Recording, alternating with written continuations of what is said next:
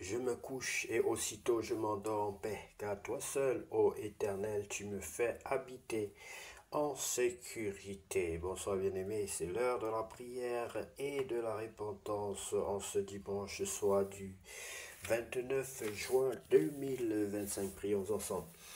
Seigneur, la journée s'achève et je viens me recueillir devant toi. Merci pour chaque moment vécu, pour ta présence constante à mes côtés. Tu as veillé sur moi dans les joies comme dans les difficultés. Même si tout n'a pas été parfait, je te loue pour ta fidélité sans faille. Pardon si j'ai manqué d'amour, si j'ai parlé sans réfléchir, si j'ai oublié de te consulter. Nettoie mon cœur, Seigneur, et renouvelle-moi dans ton amour.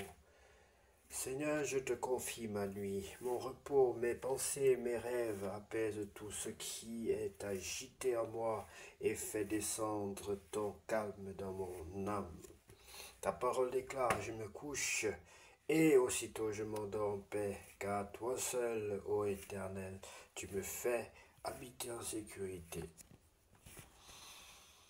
Bien-aimé, que Dieu te bénisse. Quand la nuit tombe, Dieu demeure, il ne dort pas, il veille sur toi. Laisse-lui tes fardeaux et entre dans un repos profond, celui que seul son amour peut accorder. Qu'à lui soit la gloire. Je déclare ceci. Je crois que Dieu garde ma maison, mon cœur, mes projets et ceux que j'aime. Je crois que demain sera un jour nouveau et que sa grâce ne me fera jamais défaut. Seigneur, je te dis merci pour ce jour, merci pour ta main qui m'a conduit. Je me repose entre tes bras sûrs et je m'endors en paix, confiant en toi. Merci Seigneur, merci, car toi seul revient la gloire, la puissance et l'honneur pour tous les siècles. Amen. Bien-aimé, si tu n'as pas encore reçu le Seigneur Jésus-Christ dans ta vie comme ton sauveur personnel et ton Seigneur, je vais t'inviter à prier avec moi. Tu vas répéter cette prière après moi. Si tu veux bien sûr recevoir le Seigneur, accepte Jésus dans ton cœur comme ton sauveur personnel et ton Seigneur. Seigneur Jésus-Christ, tu vas répéter cette prière après moi. Seigneur Jésus-Christ, je reconnais que je suis un pécheur. Seigneur Jésus-Christ, je reconnais que je suis un pécheur et je te demande pardon. Je te demande pardon. Je me répands pour tous mes péchés, commis en acte, en pensée et par omission. Je me répands pour tous les péchés commis en acte, en pensée ou par omission. Lave-moi par l'eau de ta parole, afin que je sois entièrement pur. Donne-moi, Seigneur Jésus, une nouvelle vie. Oui, je veux naître de nouveau.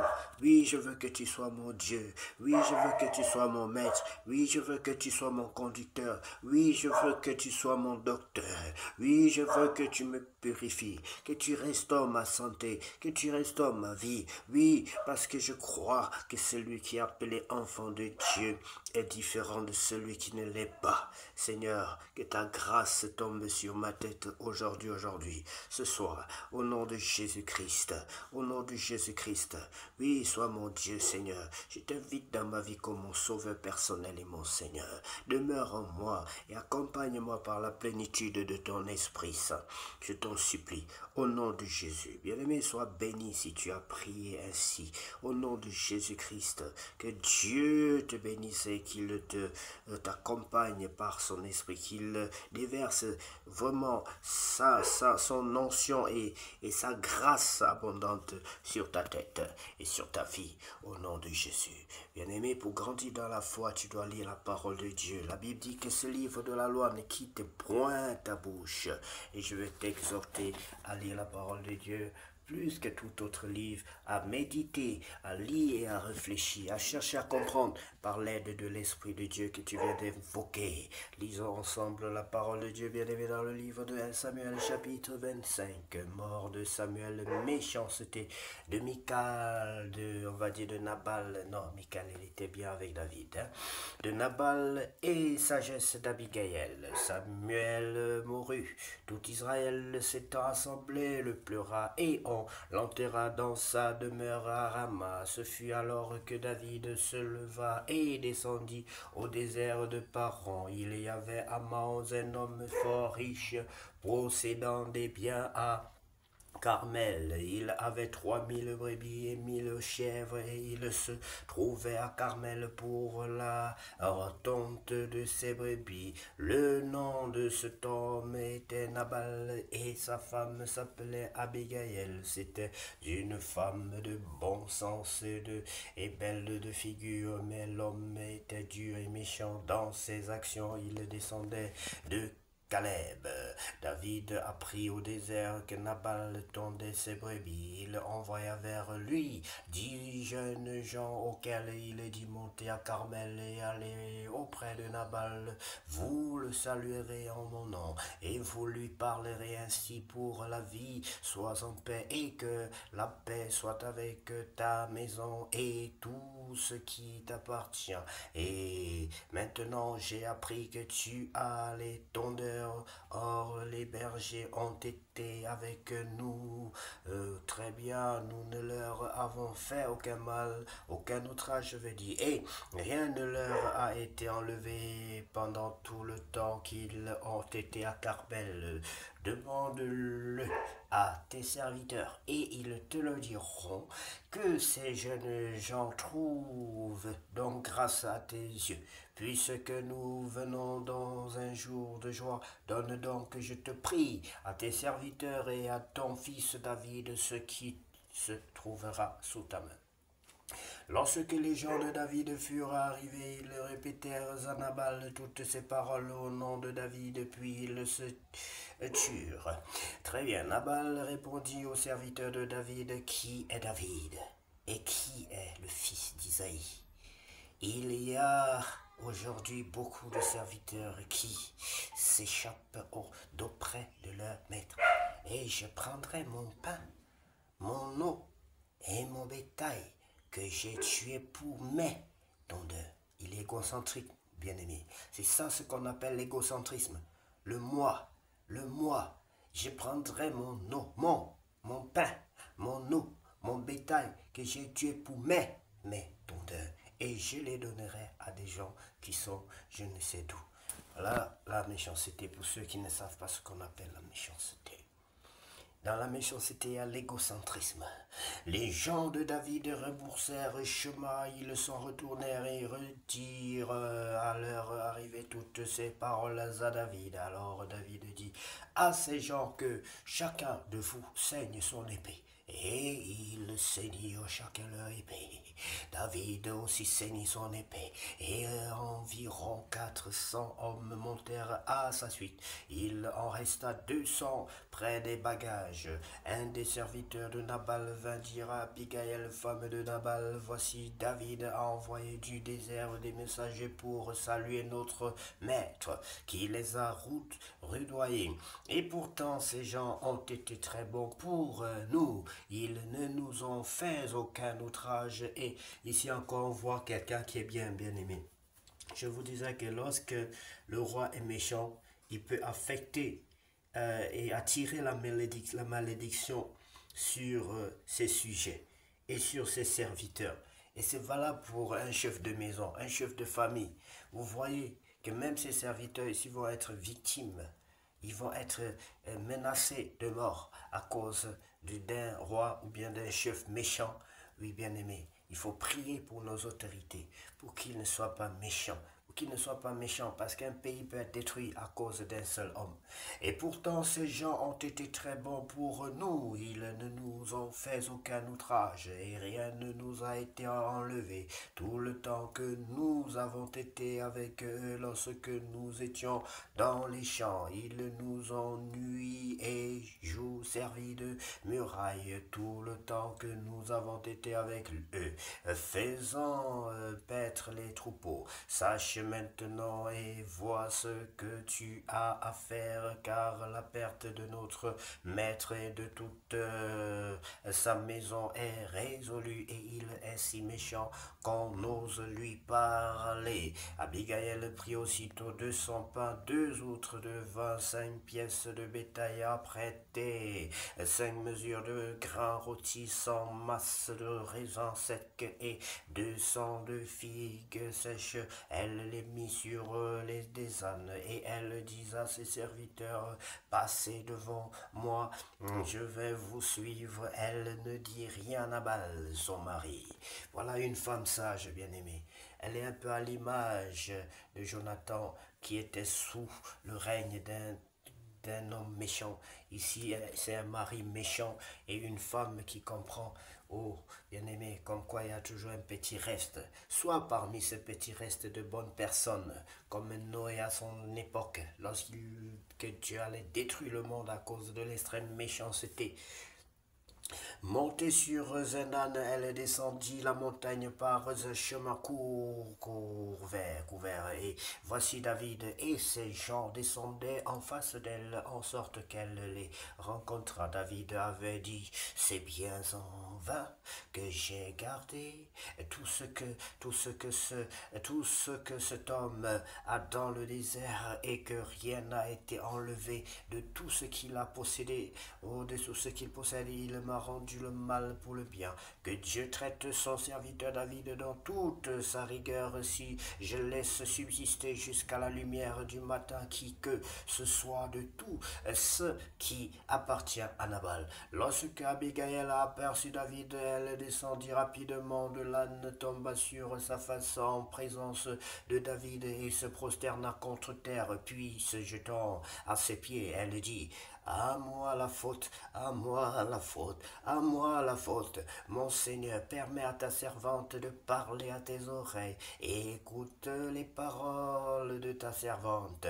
Que mon Seigneur ne prenne pas garde à ce méchant homme, à Nabal, car il est comme son nom. Nabal est son nom et il y a chez lui de la folie, pas différent de Saül. Et moi, ta servante, je n'ai pas vu les gens que mon Seigneur a envoyés. Maintenant, mon Seigneur, aussi vrai que l'Éternel est vivant et que ton âme est vivante, c'est l'Éternel qui t'a empêché de répandre le sang et qui a retenu ta main.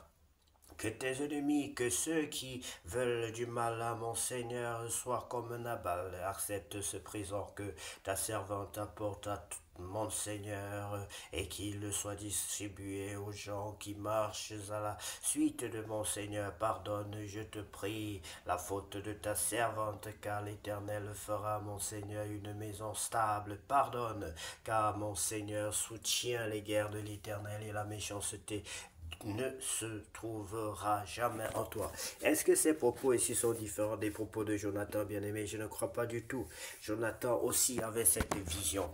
Parce qu'un homme spirituel, c'est un homme qui voit au-delà de ce qui se passe aujourd'hui. Il peut parler du futur. Et Jonathan avait dit que quand tu seras roi, que je viendrai en seconde position. Et cette femme aussi dit la même chose. Elles sont au présent, mais on parle déjà au futur. Oui, bien-aimé, mais le méchant ne veut pas te voir vivant. Il ne peut pas te parler d'un futur positif, sinon il va te dire des mauvaises choses. Il te dira que, il voit déjà d'ailleurs dans son esprit que tu es un homme mort. Et David ici, pour Nabal, est quelqu'un qui doit être tué, qui ne doit pas exister. Et voilà pourquoi, bien aimé, ils ont l'intelligence, comme dit la parole de Dieu, une intelligence obscurcie. Et il faut être bien et redémeurer dans le bien, bien aimé, pour que Dieu te montre les choses à venir. Car Dieu, l'Éternel, ne fait rien sur la terre sans avoir dit à ses serviteurs, les prophètes. Et nous sommes tous des prophètes de Dieu tant que nous avons l'Esprit de Dieu. Tous les enfants de Dieu sont des prophètes bien-aimés. Si vous avez l'Esprit de Dieu, vous êtes un prophète. S'il s'élève quelqu'un qui te poursuit et qui en veuille à ta vie. L'âme de mon Seigneur sera liée dans le faisceau des vivants auprès de l'Éternel, ton Dieu, et il lancera du creux de la fronde l'âme de tes ennemis. Lorsque l'Éternel aura fait à mon Seigneur tout le bien qu'il t'a annoncé, qu'il t'aura établi chef sur Israël, mon Seigneur n'aura ni remords ni souffrance de cœur pour avoir répandu le sang inutilement et pour s'être vengé lui-même. Et lorsque l'Éternel aura fait du bien à mon Seigneur, souviens-toi de ta servante. David dit à Abigail, béni soit l'Éternel, le Dieu d'Israël, qui t'a envoyé aujourd'hui à ma rencontre. Béni soit ton bon sens et béni soit toi qui m'as empêché en ce jour de répandre le sang et qui a retenu ma main. Mais l'Éternel, le Dieu d'Israël, qui m'a empêché de te faire du mal est vivant, si tu ne t'étais hâté de venir au-devant de moi, il ne serait resté que ce soit à Nabal d'ici à la lumière du matin. Et David prit il connaissait aussi sa force, bien-aimé. Et David prit de la main d'Abigail ce qu'elle lui avait apporté et lui dit, monte en paix dans ta maison. Vois, j'ai écouté ta voix et j'étais favorablement accueilli. Abigail arriva auprès de Nabal et voici, il faisait dans sa maison un festin comme un festin de roi. Il avait le cœur joyeux. Et il était complètement dans l'ivresse, elle ne lui dit aucune chose, petite ou grande, jusqu'à la lumière du matin.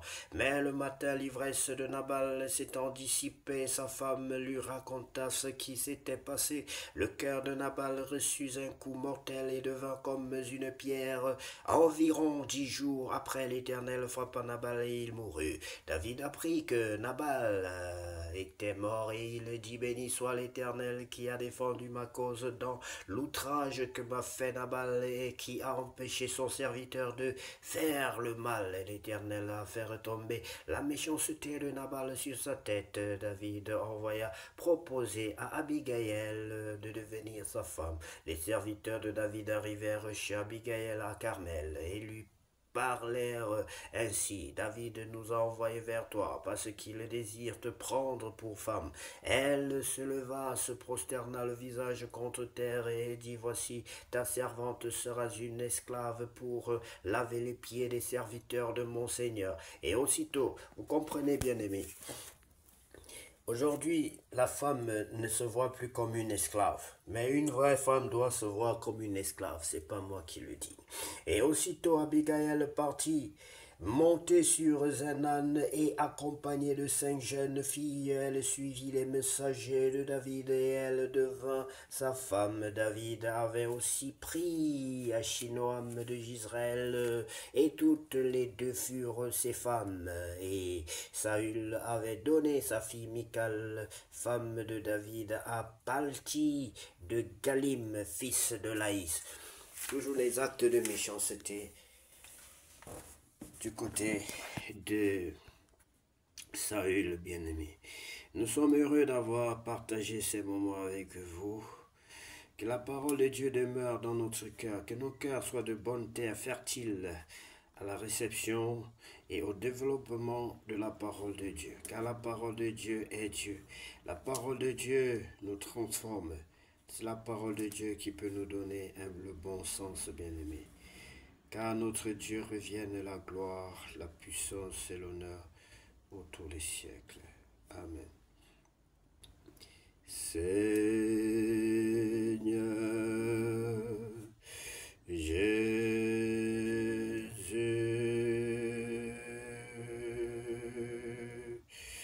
que la gloire te revienne, que la gloire te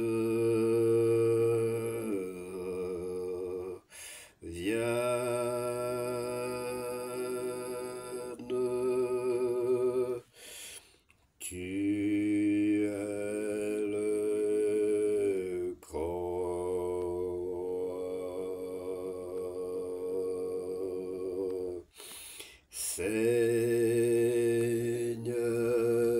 Jésus,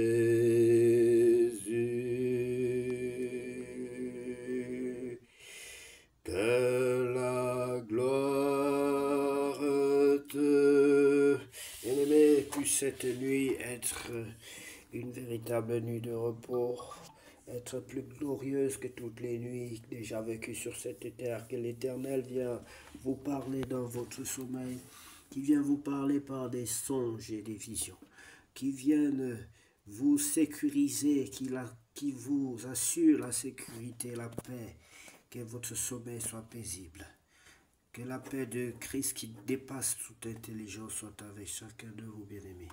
C'est au nom de Jésus-Christ que j'ai ainsi prié. Amen.